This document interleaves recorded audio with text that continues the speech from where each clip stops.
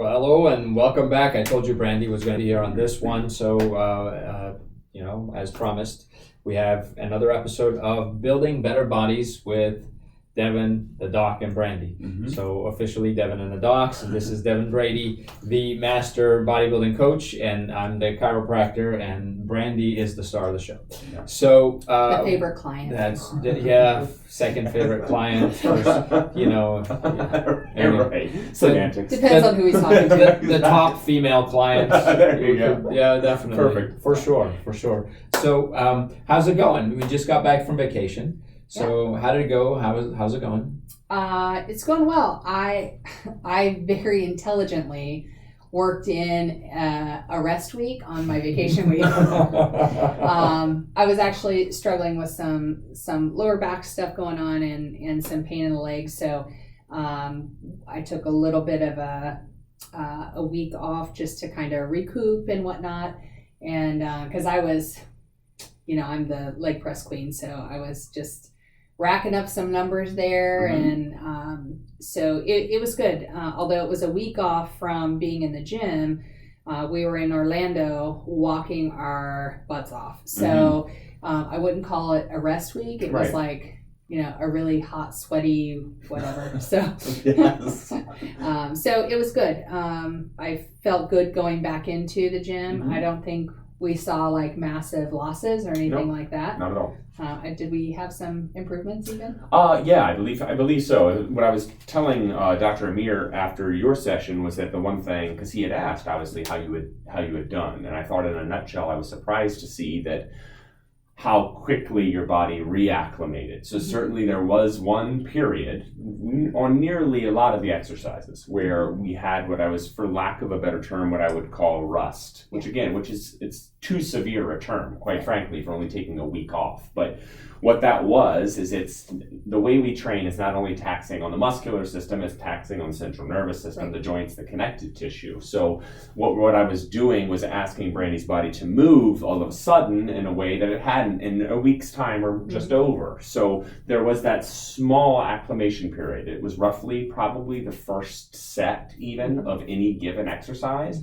And the one thing that I was telling Dr. Amir afterwards is I was very surprised, pleasantly surprised at how quick your body just jumped up. So I feel like even you in the first set of a lot of your exercises were like, man, this feels heavy, or I feel weak in this, or something feels off. And then by the next set, I don't even know, you might have been conscious of it or not, but you were just breezing. You were just right back. The old Brandy was back, and again, the rust was gone, and the body was just moving again and doing what it did. So it was very impressive. Reacclimated very quickly. Yeah, so it felt good. Mm-hmm. Felt good. I was definitely really tired by the end of the day yesterday, and I was like, why do I feel like a turtle in peanut butter? But that's partially probably why. Yes. I was really happy though that I think over we knew it was vacation, so we weren't like super stringent on our nutrition, but we also did not go overboard. Right. And I think that was a really good thing. Like there were most of our meals where, we were having salad or we were having, grilled fish or whatever the case. And we had a few hamburgers, We had a few hamburgers and maybe a few fries. Right. But one day I had ice cream. He did. For the record, I did not that day. I did some pretty heavy intermittent fasting because it was hot as the dickens. Yes. But so it was nice to leave, because I think often we've gone on vacation and it was like, woohoo, right. The gates of heaven opened and outpoured all the food from all the restaurants, and that was not the case this time, which made coming back in easier and better, because I didn't feel like, I'm sure there was a pound or two here. I actually did not weigh myself before or after, because you've really gotten me out of messing up my headspace with that. I think you're fine with it, but weight has not been a huge issue for you either. But my dad used to say, weigh yourself every day. If you gain a quarter pound, skip a meal that day so you can get right back to where you were. So he weighed the same weight every day of his entire life. And then like every once in a while he'd say, I gained a pound yesterday. Right. And so like he'd totally go to bed without dinner that night. Wow. And then weigh himself the next day. He was right back to where he was. He stayed the same weight. Incredible. So I think, that's why I weigh myself every day. It's just like ingrained in me. Every morning, part of my morning routine is stand on the scale and then go do everything else. There you go. So, and I think for me, it can be a block. Yeah.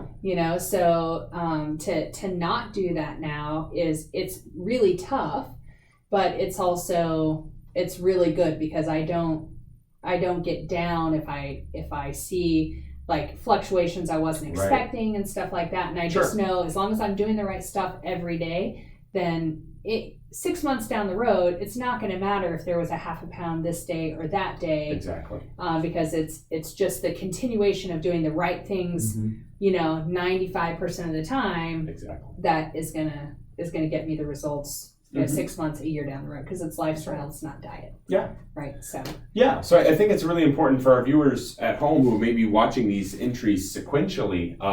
It's very, very interesting because unfortunately, Brandy, the star of our show, wasn't with us, the recording right before the Rashidians went on vacation. And for those of you that happen to see that entry, you'll know that we talked about a lot of this stuff before they went, which is really fascinating because Brandy's just kind of bringing this up just dynamically as a result of going on vacation. I'm good. But these are a lot of the things that we were suggesting is that vacation, in order to vacation successfully from a physical fitness perspective, it's not always about being super strict and limiting your ability to have fun on vacation. Quite the opposite. Sometimes the achievement is found in just being more health conscious while on vacation. So you can find ways to just kind of corral and understand and control things from a vacation from getting out of control. Where like you said, the gates blow off, you come back, you're 10, 12 pounds heavier, you're really deconditioned, you didn't move at all on vacation. You have that really rude awakening period that can really turn some people off. So the fact that you, as a result of all of us working together in these talks, it just shows me that you're starting to invest in yourself from a health perspective, which is all that I can possibly hope for as a fitness professional and as your coach. So that to me is a huge victory. Just the fact that these type of things are on your mind when you're on vacation. It's like, hey, I can control this portion. Hey, I can say no to this. Hey, I can work hard, or hey, I can enjoy this knowing that I'm going to do this. And those kind of things are really fantastic. Yeah, it was rewarding. So, and we came back from a vacation. We felt good coming back and ready to jump back into things. I mean, you did not have a week off. That's because you had weeks off while I was working hard. I had a month off, So I'm just giving him a chance to catch up. But, so you were still in the gym and you did a great job. You were up almost every morning. There was only I think 1 or 2 mornings where you weren't, and you tried, but I was like, we don't have time. So I had to lay down the gauntlet and be like, But you did great. So you got up, you worked out, you made, we know hotel gyms are not always equipped, but you did a great job, and you did some really good leg workouts and stuff like that, and you felt good about it. So and you still walked around all the amusement parks like a champ. Oh yeah. So. Oh yeah. And I lifted the kids. You did. Yeah. We got a 30-pound kid, a 50-pound kid, and a 70-pound kid. Perfect. You can do a pyramid set up and back now. Very good. Very good. So I think this is a really good segue to one other point that we wanted to touch on in this video, which was, of course, talking about your guys' in-body results. Yeah. So again, the way, for those people curious at home, all of my clients have the ability to utilize this machine as a way of tracking our metrics. I like to use intervals of every 4 to 6 weeks. So again, obviously not like every day as we discussed, but I think that that's around the time necessary in order to see significant and trackable changes in the body. So not the kind of variability you would see day to day when weighing yourself with that kind of frequency, but rather give ourselves 4 to 6 weeks to really see the body starting to change, starting to respond to the way that we're training, the way that we're eating, the way that we're living. So you guys have had a chance to do one follow-up each. So one new reading since the initial reading. And why don't you kind of share with the folks what you thought kind of taking away from that experience? Yeah, so I think my body weight was roughly the same, but my body fat percentage went up by 0.3. Right. So instead of improving, it regressed. It got a little worse. And, other than that, but that was right after that was after the 1 month of not being able to lift at all, and Right. and with the headaches and everything. So even though I had lost some weight. So I had lost some weight, but it seemed like, according to the test, I lost some muscle and bone mass, Right. and the percentage of body fat actually increased. It went from 17 to 17.3. Right. Maybe you didn't need as much bone to hold that weight. Too much bone. I'm no longer big boned. We've been waiting for a way to say that. Yes, Just exactly. came in. Exactly. Funny enough, my results were very similar. Yeah. So I still had a loss, and I actually took it home and compared, because there's it does do a comparative for you on your subsequent, but there's a few things that it does not, you don't see the comparison. So you Right. have to take the prior test. Interestingly, what I found was my limbs were there was a significant decrease in the fat Nice. there, but my trunk wanted to hold on to it, which was the problem. Gotcha. So I'm having a talk with my trunk, and we're gonna get things ready we're to gonna go. get things going. That's It's funny fantastic. because I think I did tell you, I might have told you too, like my clothes are fitting differently, Right. like especially in the legs and things Mhm. like that, and in the arms. So it's like I see it, I feel it, but my body fat percentage was up, it was a fraction too. I think it That's was correct. almost identical. So Yes. it's interesting to see how that happens. But I Mhm. was also doing some things nutritionally, because I like to play with things just Right. a little bit. So we were toying around with my nutrition a little bit the week prior. So it'll be interesting to see how the next 4 to 6 weeks, Right. because really doing something 2 times does not give you a clear picture of everything that's Right. happening Yeah. or where you're headed. And Right. so in anything, even in business, we say we have to do something at least 3 times to get a clear indication of where we're headed or how something is working. Yeah, see what Right. the trend is. See what the The trend trend is. may be a up and down, Right. or it may be a straight up, or it may be downward. Right. We don't know. 2 dots don't Yeah. make a trend. And one thing I changed, and I think you changed as well, is I actually upped my calories. Because during that month in between, when I had the You were headaches low. and I wasn't working Right. out, I had significantly cut my calories. I lost about 9 pounds of body weight. And so looking at all that, I had probably reduced my protein intake as well. So Mhm. I increased protein. I increased my calories by probably about 150 calories per day. Yeah. So And I did a week of super low. Mhm. So I was That's like right. at 800, including some intermittent fasting, which is Right. not typically recommended. So I was doing it for very specific reasons, Right. and, under guidance and whatnot. But we wouldn't recommend a drastic caloric decrease like Right. that without, Right. some Without supervision. yeah, Yes. and special monitoring. So, but that also, so it was funny, that could be part of that trend, is Yeah. that we both had a significant decrease for a certain period of Right. time. So now that we're back up to where Yeah. we were, Yeah, so quite often not eating less may cause your overall body weight to go down, but the composition of it won't be what Yeah. you want, That's and it's right. probably not a good idea, especially with intense exercise. Yeah, exactly. So we'll see what the next one shows, and we'll update you on that. And Yeah. another thing is sometimes your body has momentum, Mm-hmm. right? So if you've built momentum in the wrong direction, it's kind of like a car rolling backwards. Yeah. You got to put a lot of effort to stop it. Mhm. Even when you're pushing that car, it's not suddenly going to start going forward again. Right. It's going to keep coming backwards a little bit more before it stops. You get it to stop, now you go forward. So let's Right. say next time we do our test,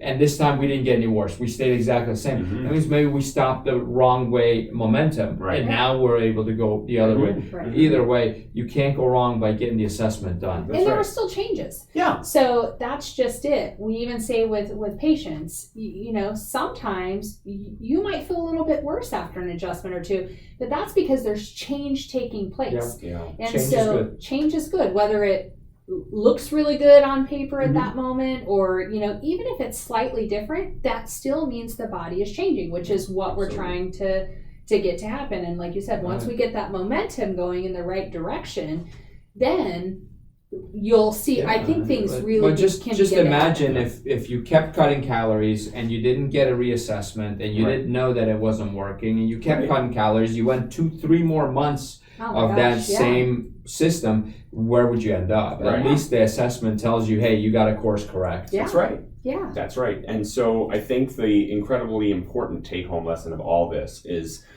what's so fantastic about hearing this from these guys and their, personal experience with it is that I have been there personally in the last 4 or 6 weeks when both of these individuals have received sincere, genuine compliments from the people that spend a lot of time around them. Clients, friends, people at the gym, coming up to them and saying, man, you look fantastic. You look great. What have you been doing? Looking good.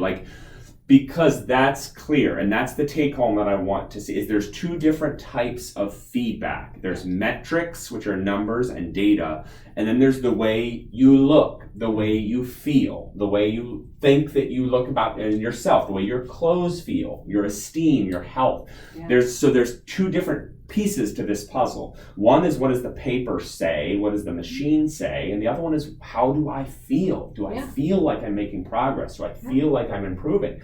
And sometimes we need to rely on both sources. So in times where the numbers are telling us things that we might not necessarily expect or want to see, we need to use that, take it in, unpack it, digest it, use it to course correct if necessary, but at the same time, we can't let it get us down. We can't let it completely discredit all of the fact that people are coming up to us and saying, you look great, you look great. Those are the kind of things, that's the kind of feedback that really needs to keep you moving forward. And vice versa, when your headspace is not there, because you have periods of time where you go through that, where you just don't feel like you're making as much progress as you want, you got to look at all the variables, because maybe you're not seeing the numbers on the assessment, but man, you're like ripping through some of those exercises and your weight is jumping up, as far as what you're able to achieve.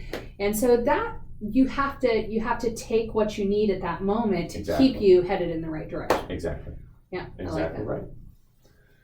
So basically, come in. It's part of the 7 days. Utilize the free 7 days that we give to you guys at One Life South Frederick. Come in, talk to us, talk about this machine. I'll be happy to get you on it, run you through it. We can get you your own set of numbers, data, get your plan together, and get you moving in the right direction to achieve whatever it is that you want to achieve, go large or small. Yeah. It's a no-brainer. Yeah. No-brainer. Show up to One Life South and just tell them you saw the video. Yeah, and we'll keep you posted.